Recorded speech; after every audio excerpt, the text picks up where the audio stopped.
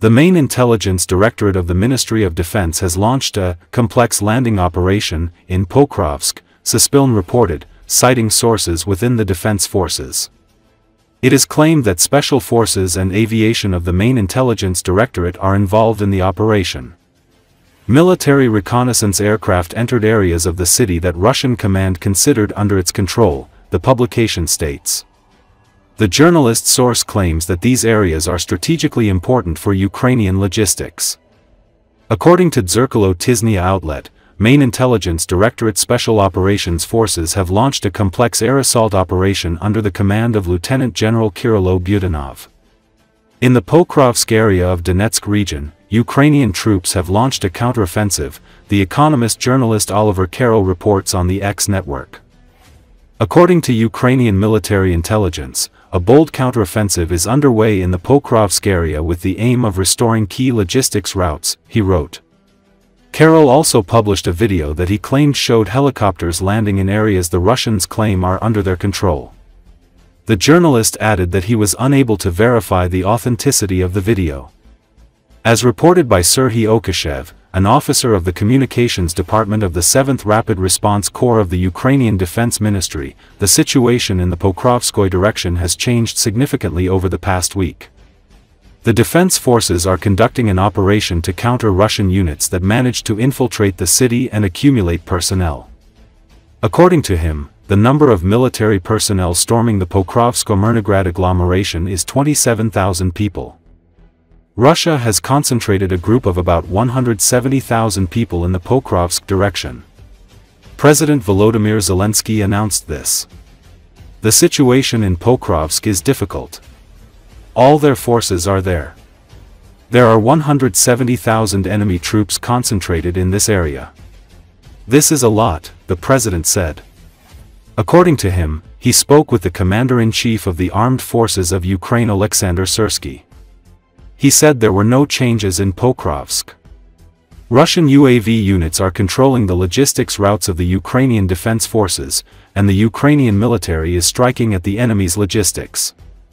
Because of this, Russians have to walk about 25 to 30 kilometers to get to the city. Zelensky added that the occupiers were tasked with capturing Pokrovsk, as they had no success in the Sumy and Kharkiv regions. Commander-in-Chief Syrsky stated that there was no blocking of Ukrainian forces in Pokrovsk. At the same time, he admitted that the situation in the city remains difficult.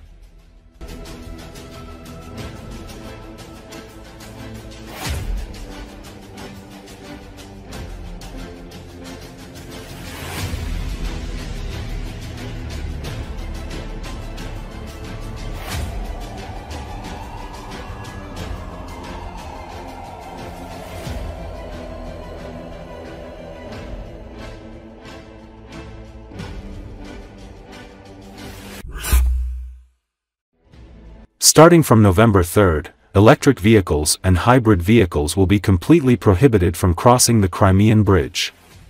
The relevant amendments to the resolution were signed on October 30 by the governor of the Krasnodar territory, Veniamin Kondrativ. The documents are provided in the Telegram channel of the Operstaba of the Krasnodar territory.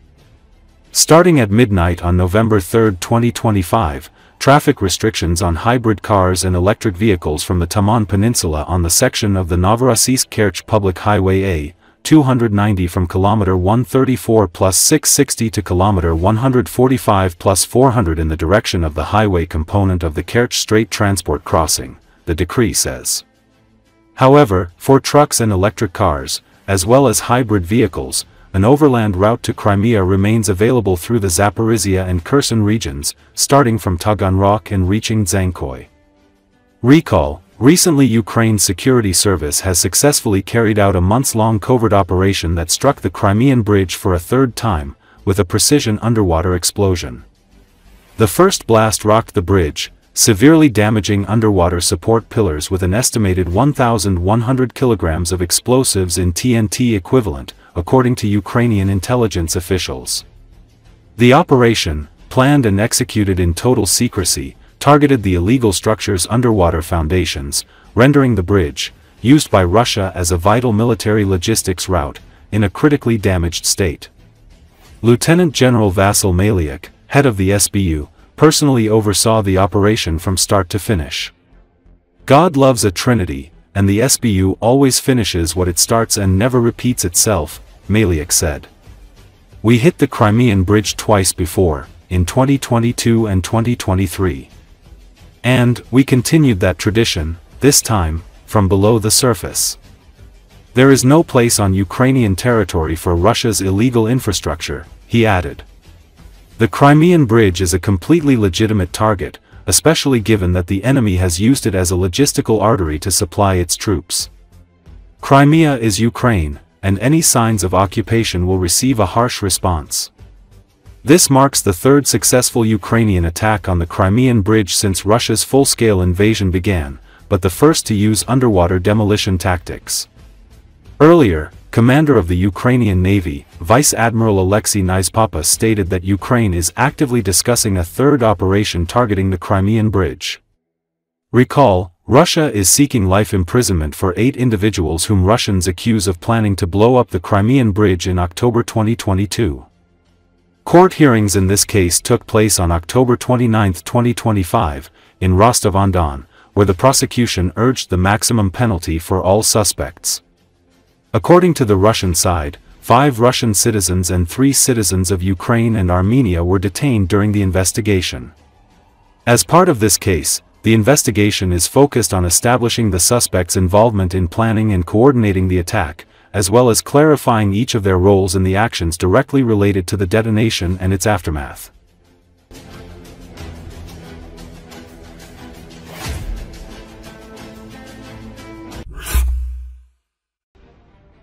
Former head of the Luhansk Military Civil Administration and former Deputy Minister for Temporarily Occupied Territories and Internally Displaced Persons, Georgy Tuka, commented on the possibility of attacks on the aggressor country, Russia.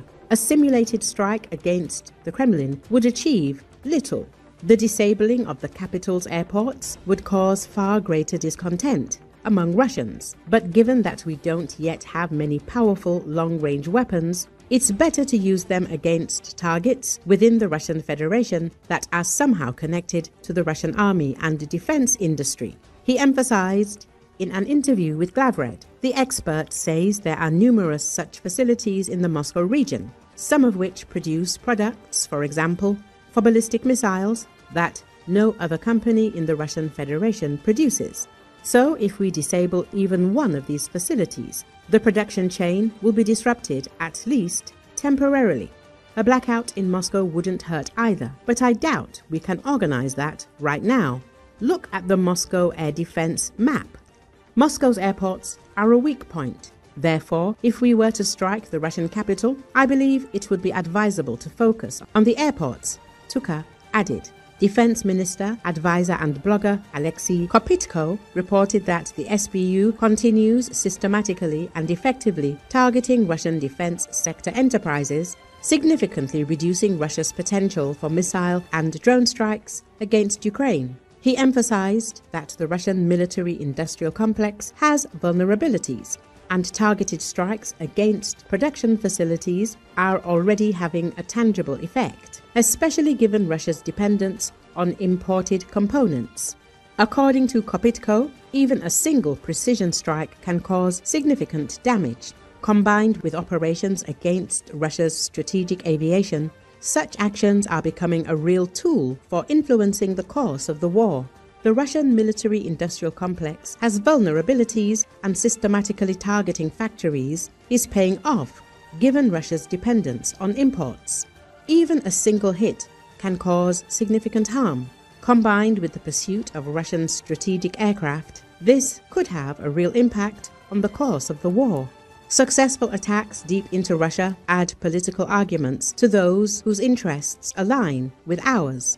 This is especially important now. Recall Ukrainian President Volodymyr Zelenski said Kiev's forces were working to expand their long-range strikes inside Russia, with their sights set on oil refineries, the pumping heart of Moscow's war economy.